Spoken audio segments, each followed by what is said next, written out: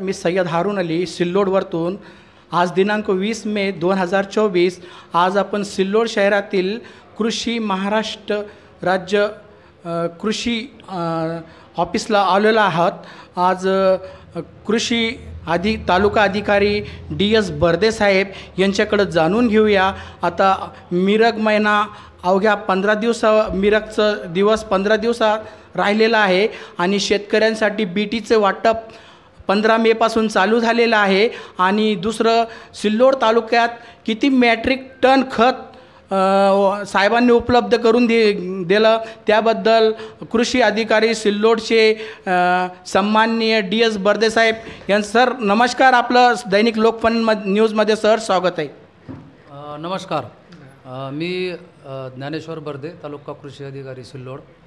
तर खरीप 24-25साठी Sillod तालुक्याकरिता 39 matric ton इतकी खताची मागणी होती। 43,305 मॅट्रिक टन खत आपल्याला वेगवेगळ्या ग्रेडचं खत उपलब्ध झालेलं आहे। यावर्षी 25च्या खरीपपूर्व हंगामामध्ये कुठल्याही खताची बियाण्याची आपल्या तालुक्यामध्ये शॉर्टेज नाही।